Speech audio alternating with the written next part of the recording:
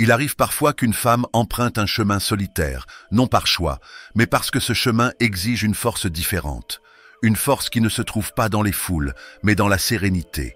Dans un monde où tout semble tourner autour des relations et de l'approbation des autres, il existe une puissance unique à se suffire à soi-même et à se connecter à une force divine supérieure. Si vous vous reconnaissez dans ce message ou quelqu'un qui connaît un besoin, partagez cette vidéo et laissez un « Je marche avec Dieu » en commentaire. Abonnez-vous pour découvrir davantage d'inspiration pour nourrir votre foi et votre confiance intérieure. 1. L'illusion de la validation sociale. Imaginez un instant le poids constant des regards extérieurs. Dans notre monde hyper connecté, chaque sourire partagé, chaque mot prononcé semble passer sous le crible de l'approbation collective. La société, avec son obsession pour les j'aime, les followers et l'éclat d'un cercle social parfait, nous pousse à croire que notre valeur réside dans les échos des autres. Mais qu'arrive-t-il quand ces échos se taisent? Quand le bruit des applaudissements s'évanouit? Pourtant, une femme qui marche seule découvre une vérité profondément libératrice. Sa valeur ne réside pas dans ses voies extérieures. Elle apprend à se regarder dans le miroir de son âme et non dans celui de la société. Ce miroir reflète une force intérieure façonnée par des convictions profondes et une foi inébranlable. Cette force, bien qu'invisible à l'œil humain, dépasse tout ce que l'on peut obtenir à l'extérieur. Elle ne dépend pas des relations, des titres ou des validations. Prenez un instant pour méditer sur Psaume 46, 5. Dieu est en elle, elle ne tombera pas. Ces mots ne sont pas seulement une promesse, ils sont une déclaration de puissance. Lorsque cette femme envoyait le monde vaciller autour d'elle, elle reste debout, enracinée dans cette force divine.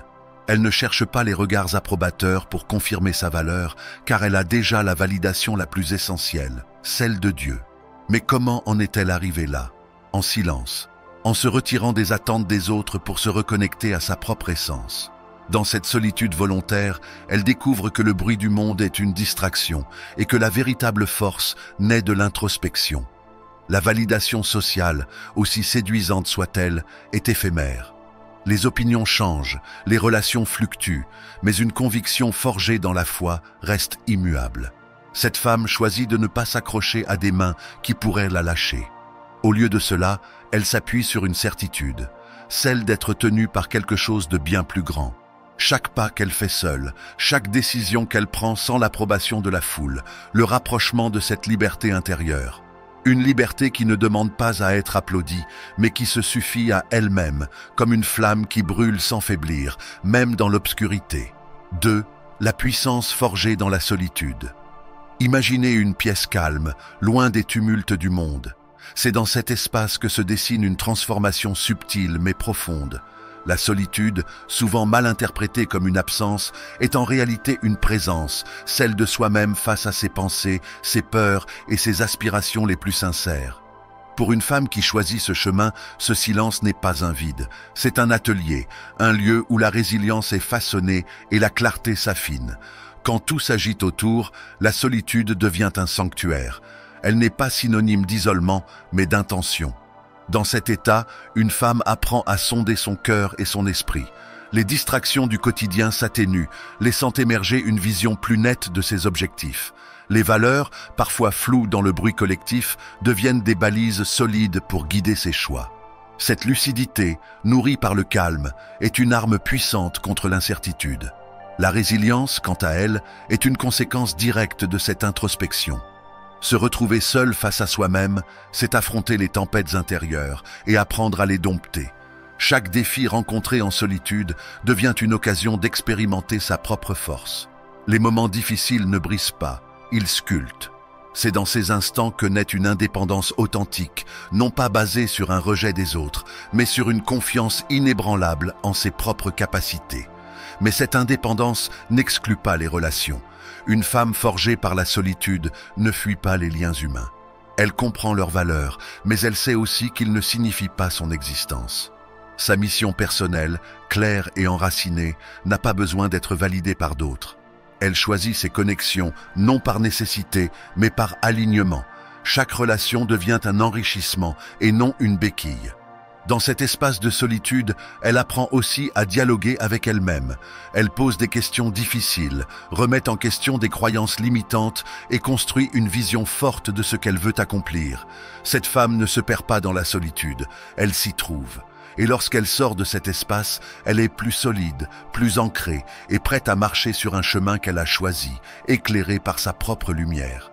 Chaque instant passé seul devient une brique ajoutée à l'édifice de sa puissance.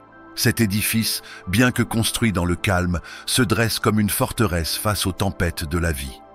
3. Les enseignements tirés de la foi. Plongeons dans les récits de femmes dont les noms résonnent comme des témoignages intemporels de courage et de foi. Ces histoires, bien que millénaires, continuent de nous inspirer, car elles montrent comment une confiance inébranlable en Dieu peut transformer des vies ordinaires en exemples extraordinaires de puissance intérieure. Ruth. La force dans l'inconnu. Imaginez Ruth, debout à la croisée des chemins, face à une décision déchirante. D'un côté, la sécurité de son pays natal et de ses traditions. De l'autre, un avenir incertain auprès de sa belle-mère, Naomi, dans une terre étrangère. Mais Ruth ne choisit pas la facilité. Elle a choisi la fidélité et le courage. Où tu iras, j'irai. Où tu demeureras, je demeurerai. Ruth 1,16. Cette déclaration n'est pas une simple promesse, c'est une démonstration de foi en un avenir qu'elle ne peut encore voir. En abandonnant ce qu'elle connaît, Ruth nous enseigne que la confiance en Dieu n'exige pas toujours des réponses claires, mais un cœur prêt à avancer malgré l'incertitude. Esther, le courage face au danger. Puis vient Esther, une reine au cœur d'un royaume étranger, placée dans une position de pouvoir pour un temps précis. Quand son peuple est menacé, elle pourrait rester dans l'ombre, protéger sa propre sécurité. Mais elle choisit d'agir, au péril de sa vie, en déclarant « Si je dois périr, je périrai ». Esther 4,16. Ces mots ne sont pas des signes de désespoir, mais d'une foi audacieuse. Esther ne s'appuie pas sur ses propres forces, mais sur une conviction profonde que Dieu travaille à travers elle. Son histoire nous rappelle que parfois, le véritable courage consiste à se lever pour défendre ce qui est juste, même lorsque la peur nous murmure de reculer. Marie, la confiance dans l'inexplicable. Enfin, il y a Marie, une jeune femme humble à qui l'ange Gabriel annonce qu'elle portera le Fils de Dieu. Face à un message si monumental, elle aurait pu reculer, se laisser submerger par la peur ou le doute. Mais ces paroles, simples et pleines de foi, résonnent à travers les siècles. « Je suis la servante du Seigneur, qu'il me soit fait selon ta parole. » Luc 1,38. Cette acceptation totale, même face à l'incompréhensible, nous enseigne que la foi n'est pas l'absence de questions, mais la confiance absolue en celui qui guide nos pas. Un fil conducteur de foi et de courage. Ces récits partagent un message universel. La foi est un moteur puissant qui transcende les circonstances. Ruth, Esther et Marie n'ont pas agi à partir d'une force visible ou tangible. Leur puissance venait d'une confiance en Dieu qui dépassait leurs propres capacités ou leur compréhension. Elles illustrent que suivre un chemin guidé par la foi exige un abandon à une puissance supérieure, mais cet abandon devient une source de force incomparable. En s'inspirant de ces femmes, nous sommes invités à réfléchir. Que signifie avoir une foi qui déplace des montagnes ? Que signifie avancer, non parce que nous avons toutes les réponses, mais parce que nous faisons confiance à celui qui les détient? Cultiver des relations alignées sur ses valeurs. Dans un monde qui glorifie les foules et les réseaux étendus, la femme qui connaît sa valeur choisit un chemin différent. Elle ne court pas après les chiffres ni les apparences. Elle préfère la profondeur à la superficialité, car elle sait que chaque relation qu'elle cultive doit être un enrichissement, pas une distraction. La clarté de ses priorités. Cette femme commence par se poser une question essentielle. Cette relation m'élève-t-elle ou m'alourdit-elle? Ce n'est pas un acte d'égoïsme, mais de sagesse. Les connexions qui ne respectent pas ses convictions ou qui nuisent à son bien-être ne trouvent pas leur place dans son cercle. Elle comprend que chaque minute accordée à une relation est une énergie précieuse qui doit être investie judicieusement. Fixer des limites, un acte de respect pour soi-même. Les limites qu'elle établit ne sont pas des murs pour se protéger, mais des filtres pour préserver sa paix. Elle refuse de laisser des comportements toxiques ou des influences négatives éroder son intégrité. Ces limites ne sont pas des barrières rigides, mais des expressions claires de ce qu'elle tolère et de ce qu'elle refuse. Dire non à ce qui ne lui correspond pas devient une seconde nature, non par froideur, mais par respect envers elle-même. La qualité avant tout. Elle ne recherche pas un grand nombre d'amis ou d'alliés. Elle préfère une poignée de relations authentiques, enracinées dans la compréhension mutuelle, le respect et un alignement des valeurs. Ces connexions ne sont pas là pour combler un vide ou prouver sa valeur, mais pour enrichir son voyage. Elle apprécie les relations où elle peut être pleinement elle-même, sans masque ni compromis. Avancer seule si nécessaire. Lorsqu'une relation ne correspond plus à ses valeurs, elle n'hésite pas à s'en détacher. Elle préfère marcher seule plutôt que de se conformer pour éclairer ou préserver une façade. Cette solitude volontaire n'est pas une perte, mais un acte de fidélité à son essence. Elle a choisi de ne jamais sacrifier son intégrité pour s'intégrer ou se conformer aux attentes sociales. Un choix conscient et apaisant. En cultivant des relations alignées sur ses valeurs, cette femme crée un espace de connexion qui nourrit son âme et respecte ses aspirations. Chaque personne dans son cercle devient un miroir qui reflète ses priorités et ses convictions. Ce choix intentionnel lui permet de maintenir une harmonie intérieure, où la qualité des liens prime toujours sur la quantité. Ainsi, chaque interaction devient significative, chaque lien devient une source de croissance, et chaque pas qu'elle fait dans ses relations est guidé par une intention claire et un profond respect d'elle-même. Le rôle de la prière et de la guidance divine. Dans les moments de solitude, un espace unique s'ouvre où une femme peut poser ses fardeaux et ses doutes devant Dieu. C'est dans ce silence, loin des bruits du monde, qu'elle trouve une clarté et une paix que rien d'autre ne peut offrir. La prière devient alors bien plus qu'un rituel. Elle se transforme en une conversation intime avec celui qui connaît chaque battement de son cœur. Une relation personnelle avec Dieu. La prière n'est pas seulement une requête ou un acte de dévotion, elle est un dialogue. Elle permet à une femme de déposer ses peurs et ses incertitudes tout en recevant la sagesse divine. Proverbe 3, 5-6 nous exhorte à ne pas s'appuyer sur notre propre intelligence, car nos compréhensions humaines sont limitées. En priant, elle reconnaît sa dépendance envers une sagesse supérieure, une force qui dépasse tout ce qu'elle pourrait trouver par elle-même. Le silence comme espace sacré. Dans un monde saturé d'informations et de pressions extérieures, le silence de la solitude devient un refuge sacré. Ici, elle peut écouter, non pas le tumulte des attentes sociales, mais la voix douce de Dieu. Ce n'est pas une voix qui crie pour dominer, mais un murmure qui guide avec une certitude apaisante. La prière devient un acte d'écoute autant que d'expression, un moment où elle s'aligne avec la volonté divine plutôt que de chercher à imposer ses propres désirs. Libérer des distractions. Faire confiance à Dieu dans ses décisions lui permet de se libérer des pressions extérieures. Elle ne ressent plus le besoin de chercher l'approbation des autres, car sa sécurité vient d'une source inébranlable. Cette confiance la protège des doutes incessants et des influences qui pourraient la détourner de son chemin. La prière lui donne un ancrage, un point de stabilité dans un monde en mouvement. Recevoir une direction divine. La prière ne résout pas tous les problèmes instantanément, mais elle éclaire la voie. Les réponses n'arrivent pas toujours sous forme de signes spectaculaires. Parfois, elles se manifestent dans une paix intérieure ou une conviction renouvelée. Ce processus enseigne à une femme la patience, la foi et la soumission à un plan plus grand que le sien. Elle apprend à avancer, même quand elle ne voit pas tout le chemin, parce qu'elle fait confiance au guide qui marche devant elle.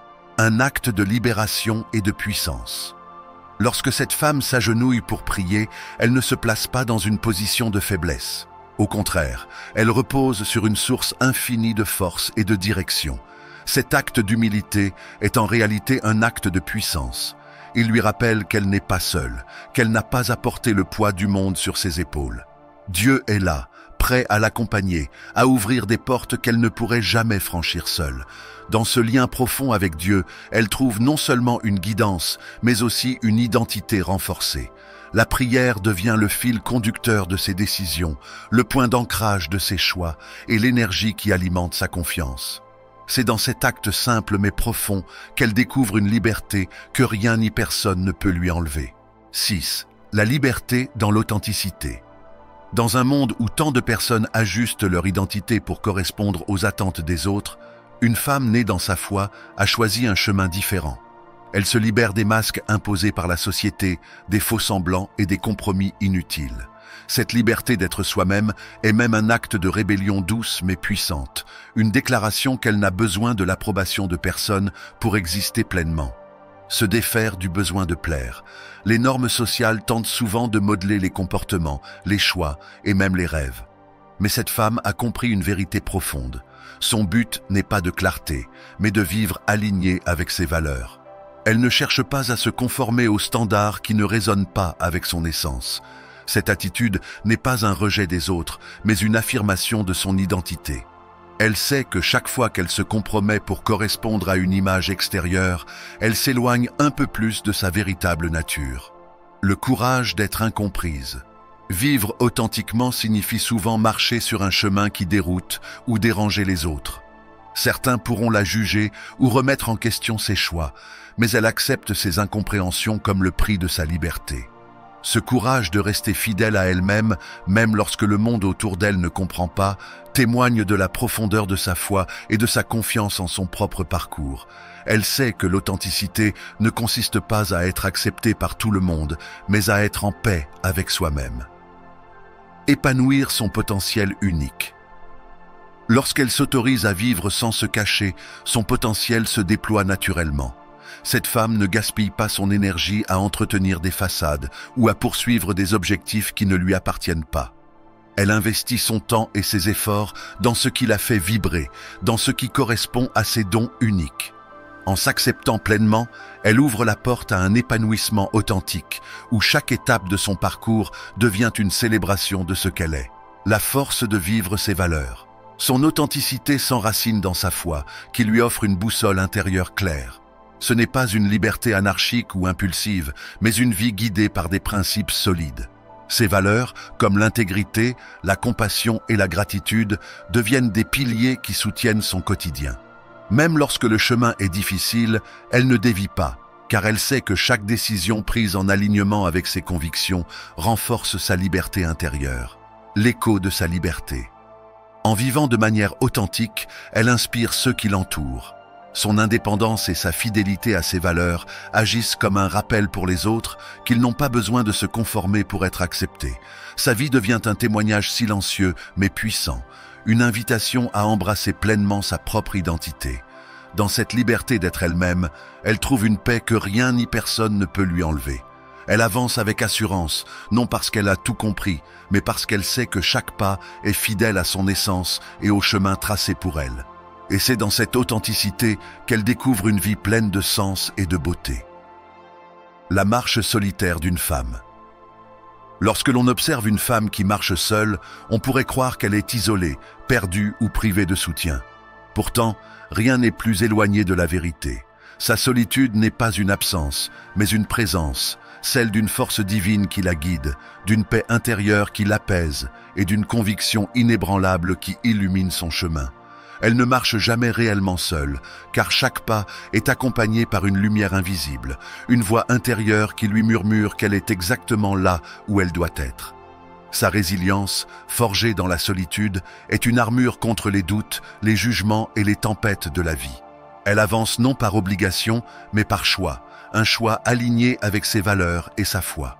Que cette femme devienne un exemple pour nous tous.